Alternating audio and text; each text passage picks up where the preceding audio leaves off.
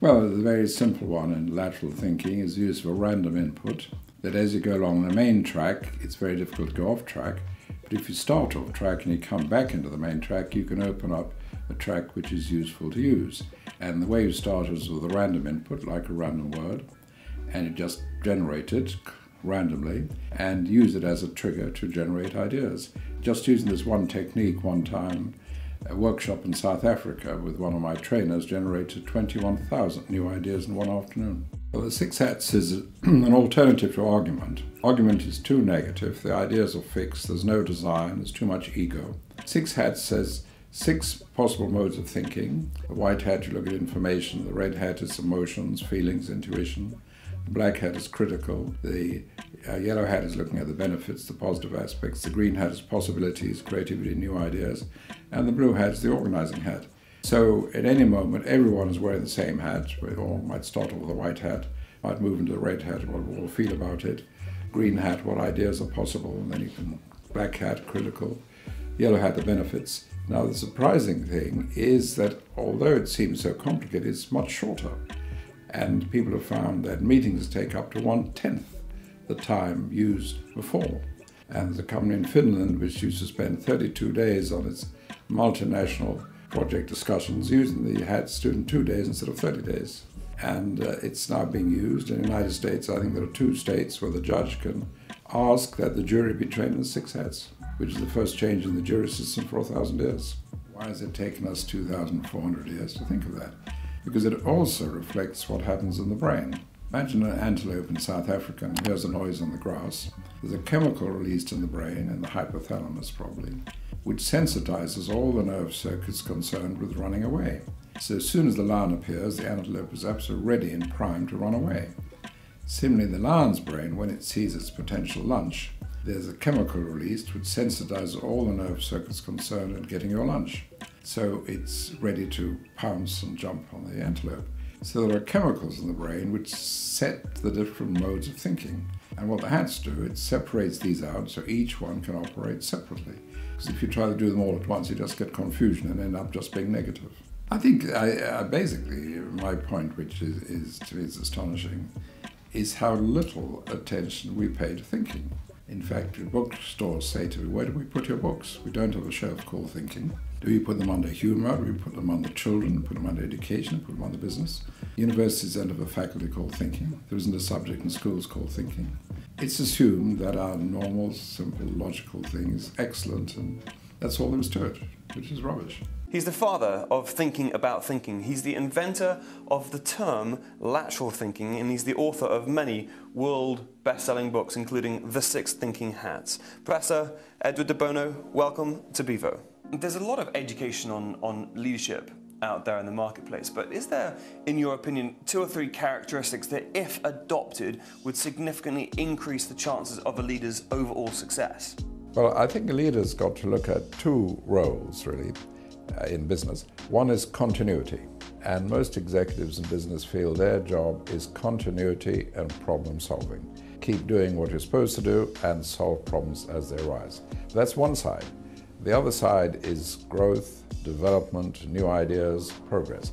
And those are 2 very different functions. And sometimes, obviously, organizations have chief operating officers who do the continuity, and then the chief executive is supposed to do the vision and improvement thing. But keeping those both in mind, and too often chief executives think their job is just continuity and problem solving. Yeah, because a lot of chief execs think that the chief operations officer does the operations, the chief executive does the vision. But what is it, do you think, that the CEO should do most of the time? What's the role of the CEO? Well, I think it would be the people part is very important for the CEO. Who to work with, who needs promoting, how to get the best out of people, all that side. And then, obviously, the new ideas, developments, progress, whether it's in markets, products, simpler ways of doing things, all these things. In other words, the CEO is supposed to do some thinking. Last year you met with Richard Branson. Can you give us an insight as to why you think he's been so successful? Is it because he outthinks the competition, or What is it? Well, to be fair, when you meet Richard Branson, he's a very nice, very genial, smiley, low-key fellow. And there's no way you could walk away from the meeting saying, you know, this fellow has a company, his organization has a turnover bigger than Coca-Cola. Because he's just a very pleasant, genial fellow. I had breakfast with him last year at a TED conference in California. Very nice fellow, but you can't sense, the same with Bill Gates, you wouldn't sense this guy runs a rather large organization. Dr. De Bono, what advice would you give to entrepreneurs that are just launching their businesses now? Is this a really bad time to launch? Well, there's different types of entrepreneur. There's entrepreneurs who say, I'm going to do what other people are doing, but I'm going to do it cheaper or better or something. There are entrepreneurs who say, here's a really new idea and I believe I can make it work. And there's entrepreneurs who say, I'm going to do the same as everyone else does, but I'm going to do it in a part of the world or country where they're not doing it. And different things. In other words, for some of them there's a need for the new idea. For others, no, there's a need more for competence, energy, determination. I once wrote a book on, it's called Tactics, on interviews with very successful people. And the two things which came out of it, because some of them were tough people, some of them were shy people, some of them were ruthless, some of them were sensitive. One is single-minded determination, and the other is expectation that you would succeed, you would get there. Not expectation that it would just happen to you, but that you would get there. Like a mountain, yes, I shall climb it. So single-minded determination and expectation, you would get there, and every little blip or problem or ditch on the way was there to be crossed. Those are the two things which came. These are very successful people who've made it, yes. Read that book, Tactics, and it's a brilliant book. In the book, you say there's sort of 4 key areas that will most likely generate into success, and you mentioned those to be lucky, a little mad, talent, and a rapid growth field. So I understand 3 of those areas, but could you just tell us a little bit about the a little mad? What's that all about? Well, you see, when you do something which is different from the way other people do it, or look at it differently, then by definition you are mad. If you prove that your madness works, then they have other adjectives. But at first, it's mad. I mean, similarly with my lateral thinking. If provocation, where you say something which sounds absolutely impossible, I'll give you an example. I was talking to the ecology group in California, about 700 people, and they said we have a problem with rivers and factories on the river put out pollution and people downstream suffer.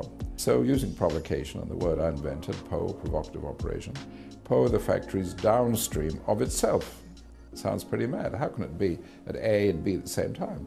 From it comes a very simple idea that we legislate that when you build a factory on the river, your input must be downstream of your own output. So you're the first to get your pollution, have to be concerned in cleaning it up. And I'm told, I don't know how true it is, that's now become legislation in 30 countries. Very obvious, but at first it sounds mad. How can it be downstream of itself? Another one really is what sounds very mad, and I was talking about this to Boeing engineers, a plane should land upside down. Sounds mad. I mean, how can you possibly get anything useful out of that? Well, plane lands upside down, the wings give you downward thrust. So from that we get the idea. You have a normal plane, and you have 2 small winglets upside down, which give you downward thrust. Now what's the value of that?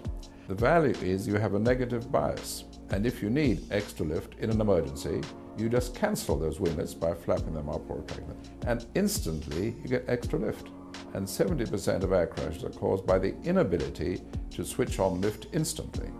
And here you have a way of doing it.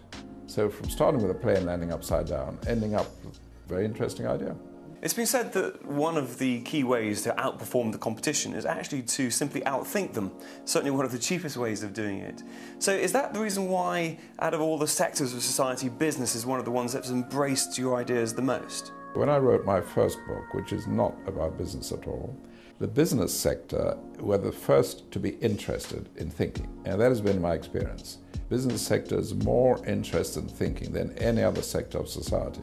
Because in business, there's a bottom line, there's a real test. You can prove you're right in an argument, be bankrupt next week. There's an actual reality test. In other areas like politics, it's enough just to persuade people that you're right, and that's all you need to do. You don't really need to think very much. So it upsets a lot of people when I say that business is more interested in thinking than any other sector of society, but it's true. Okay. Do you think that CEOs are spending enough time thinking about thinking?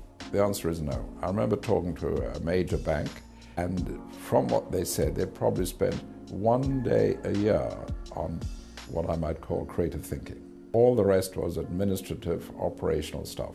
So the answer is no. People do not spend enough time deliberately on creative thinking, possibilities, opportunities, and so on. They do not, definitely do not. And do you think the internet has had a detrimental effect to thinking? Well, probably yes. What happens, for instance, with youngsters? You give them computers and access and internet, and they start to believe that you don't need to think, you just search for the answer. And also there's the danger with the internet that you learn what everyone else is doing, and you say if everyone else is doing it must be okay, rather like the credit crunch and the toxic mortgage assets. Everyone else is doing it, so it must be all right.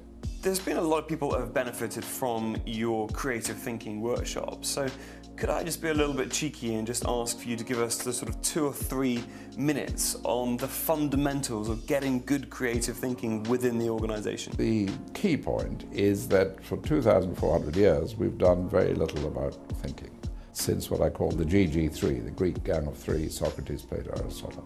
Even worse than that, at the Renaissance, when Greek thinking came to Europe, people running schools, universities, thinking were church people. They didn't need creativity, they didn't need design, they didn't need perceptual thinking. All they needed was truth, logic, and argument to prove heretics wrong. And that became the core of education, leaving out creativity, design, and so on and so on. So the habits of thinking are very much concerned with judgment, not enough with design. How do we design the way forward? And design means using what we have to deliver the values we want. Almost totally absent from education at school or university. And so executives and chief executives were brought up on that. They're very good at it. And when they get to chief executive role, they're still using it. But the other aspects, creativity, design, perceptual thinking, very key, which are not developed. There's a need to deliberately make an effort to say we're going to spend 1 hour a day, 1 day a week, maybe 1 day a month, really sitting down and trying to generate new ideas.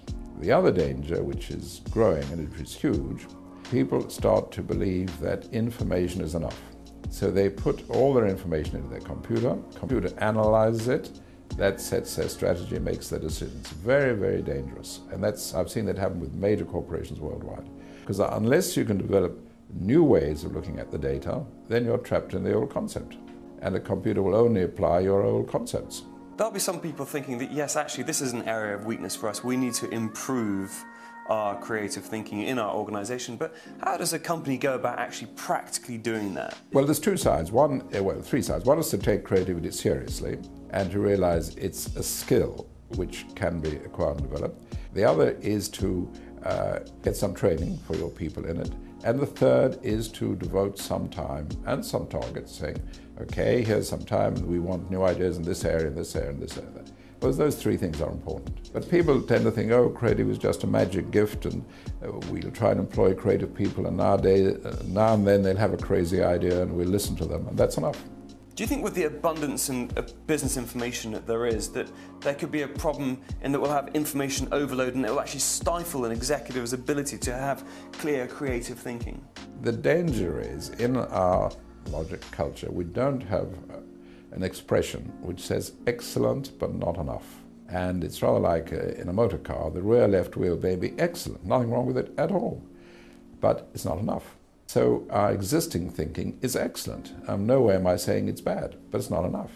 So people who've risen in their career and so on through excellence in existing thinking, information analysis, problem solving, logic, when they get to a senior position where it is necessary for them to do some additional thinking, their whole background and skill is in other thinking, logic, development, information analysis. It's not their fault, but that's the way it is. What about forced idea generation? For example, I've got a friend of mine that takes his team of 10 people, management team of 10 people, into the London Eye every month and gives them an impossible objective or goal or whatever. And each of them, left brain thinkers and right brain thinkers, have got to come up with at least 10 ideas before they can get off the London Eye.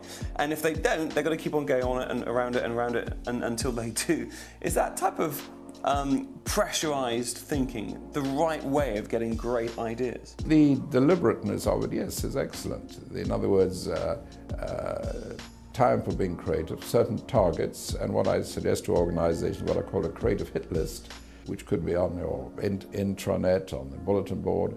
We need creative ideas in these areas, not only problem areas. That's a huge point, because our whole idea is thinking is for problem solving. Not true.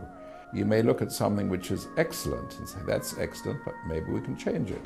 In 1970, I was doing some work for Shell Oil, and I said, when you drill an oil well, you drill it straight down. I said, that's excellent, but why not drill it horizontally at a certain level? Nowadays, almost every oil well is drilled like that, because you get between 3 and 6 times as much oil, because you're going through the oil-bearing stratum, not just dipping through it. In fact, Statoil in Norway has one well going 10 kilometers horizontally. But for 8 years, everyone is very happy, very satisfied, you just drill straight down. And many excellent ideas need challenging, saying, yes, that's excellent, but maybe there are other ways, better ways. It's interesting because you're right, a lot of the thinking goes on, lateral thinking goes on in problems, and everyone says, are you a good problem solver? As opposed No, problem solving is only one part. You can look at things which are not problems at all and say, yes, we do it this way, but maybe there's another way to do it, yes. So I mean, it's rather like I wrote a book on simplicity some years ago, and I said, when you leave the United Kingdom, why do you need passport control? If you catch someone who's overstayed his or her visa, you arrest them, you haul them back to court, you spend a lot of money, then you deport them. If they're on their way out, just say goodbye. And 3 months later, they abolished passport control. Now, I can't prove it's someone read my book, but chronologically, that's what happened. So it's a great point. So it's not just talking about creative thinking for problem solving, but also using creative thinking to enhance things that are already working. It depends what you mean by, you can have a brilliant idea, you can develop it further, develop full potential in that idea. That's one way of going beyond it. The other, of course, is changing the idea. Both have a value, yes. And when I'm talking about creative, I'm not saying other sorts of thinking are not valid. They are. Market analysis and so on is perfectly valid. But this is additional. It's rather like when you're driving a car. You may have 3 forward gears and someone comes along and says, okay, we're going to give you a reverse gear.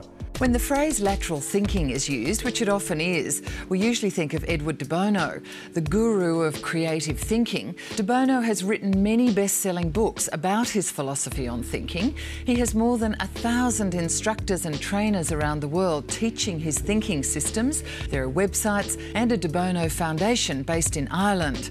To think before it's too late is typically De Bono. It says, this is not a nice book. You want to warn readers that they have, been far too complacent about the quality of human thinking and that we have to do something before it's too late. I know it's only been out recently, but what's been the reaction so far? Well, the original title of the book was going to be It's Too Late and I Don't Care, 23 Reasons Why World Thinking is So Poor. Publishers were a bit alarmed at that title, so they changed it to the present title, Think Before It's Too Late. So really what I'm saying is that the biggest problem facing the world, humanity, is not global warming, climate change, but the inadequate quality of our thinking. And the fact that no one thinks about that, no one considers it, makes it an even bigger problem. But this has been something you've been on about for a long time, well, really, hasn't it? Sort of variations on the same thing. This is more specific. You see, about 3 weeks ago, I invented a new word, EBNA. EBNA means excellent, but not enough. The rear left wheel of a motor car is excellent, but not enough. A chef who cooks the most beautiful omelette is EBNA. Our existing thinking is excellent, but not enough. There's a need. Why is it not enough? Is that because we are not solving the great global problems? Because what happened is when Greek thinking came to Europe, time of the Renaissance, schools, universities thinking were in the hands of the church. They didn't need creative thinking or design thinking or perceptual thinking. What they needed was truth, logic and argument to prove heretics wrong. So that's been the core of our thinking. Thinking to find the truth, which is excellent in science, but is not enough. We need creative thinking, design thinking. For instance, conflicts, we rush to judge the parties. You're wrong, I'm going to wallop you, and so on. Not how do we design a way forward. For example, in Gaza and Israel, what I would do is those countries which set up Israel should jointly give the Palestinians a grant of $3 billion a year. But every time they fire a rocket at Israel, you lose 50 million. Now, that changes the whole scene. So it's a financial kind of No, it's reason. designing the way forward, design.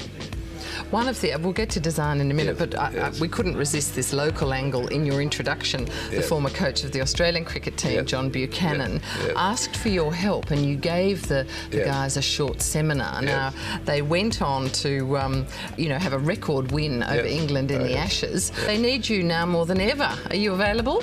Of course, of course.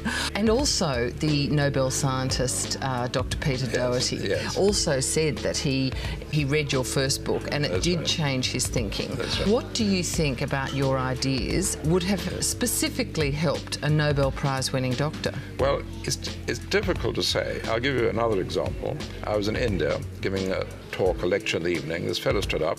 He said, as a student, I was traveling to Europe. My plane was diverted to Paris. I had some time at the airport.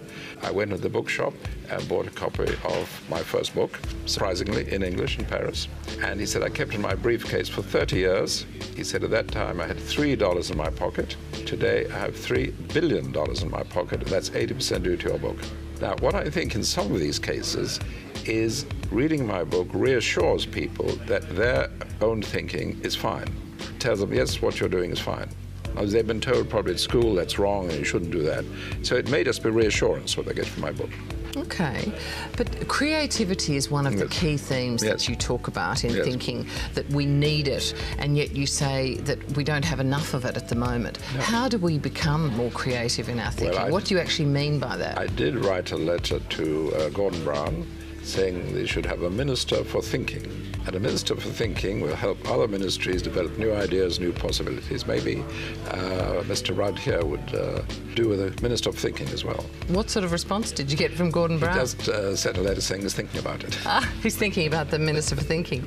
But how do we change our thinking to be more creative and also to help solve some of these problems? It's happening in schools. Worldwide, there are different countries using my work.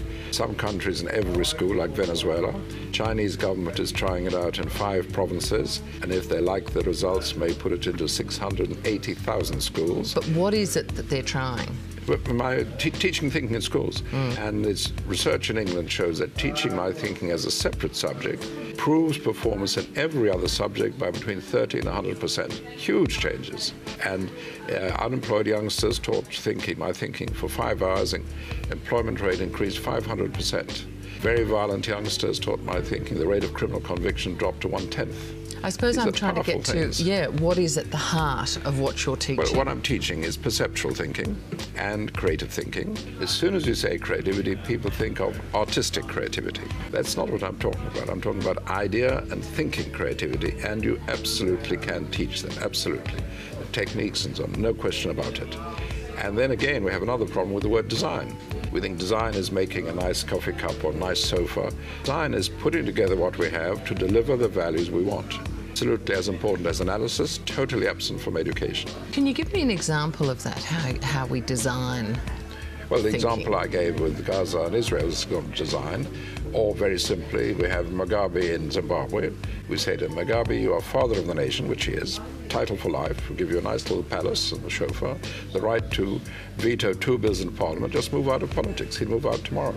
So why is that not being done now? I mean, that sounds common sense. Well, everything is common sense once you've thought of it, yes.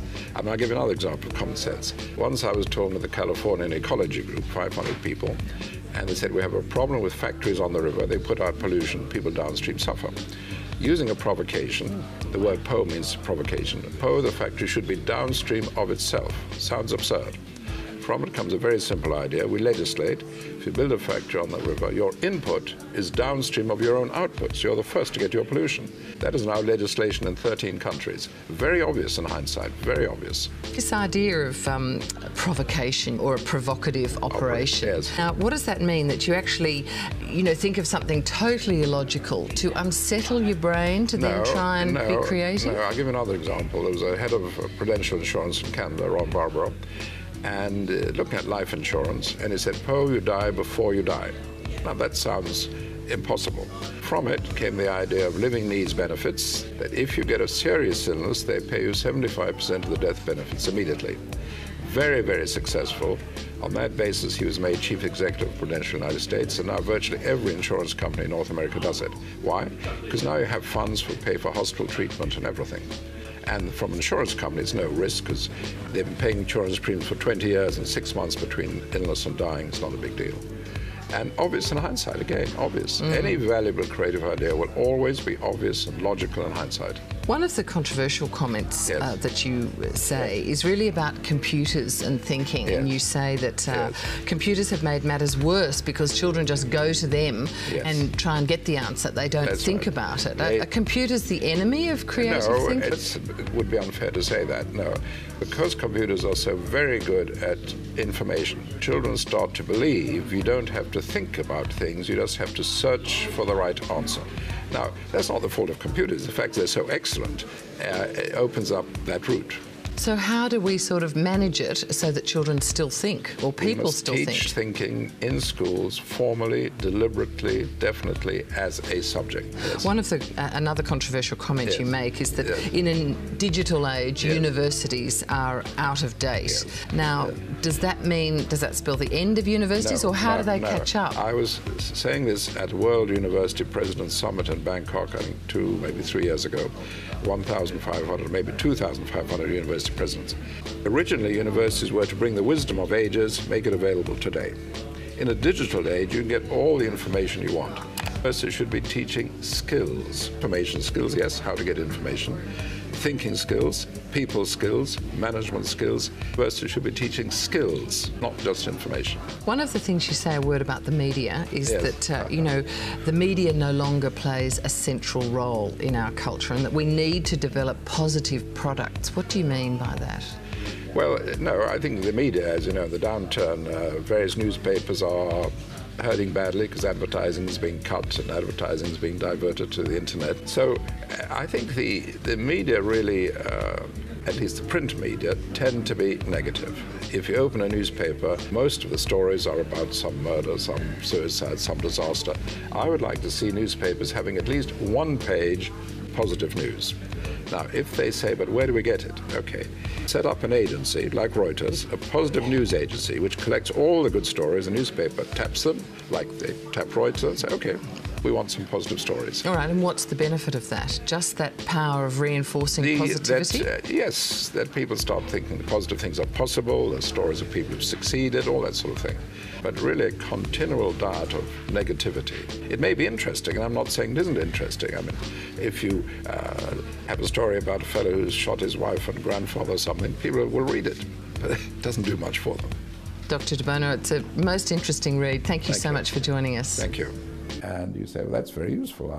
When I'm stuck in a situation, I can use it. A lot of people, I think, maybe confuse thinking creatively with just thinking differently. Is that the same thing? Many people believe that to be creative, you've got to wear a funny tie and so on. And in the art world, that may have value, but generally, creativity has to have value. It's like if someone says, doors are normally rectangular, I'm going to make a triangular door. Isn't that creative? And you say, but what's the value? Unless there's a value, it is not creativity. In fact, I've invented another word for it. It is crazytivity. Just being different for the sake of being different is crazytivity.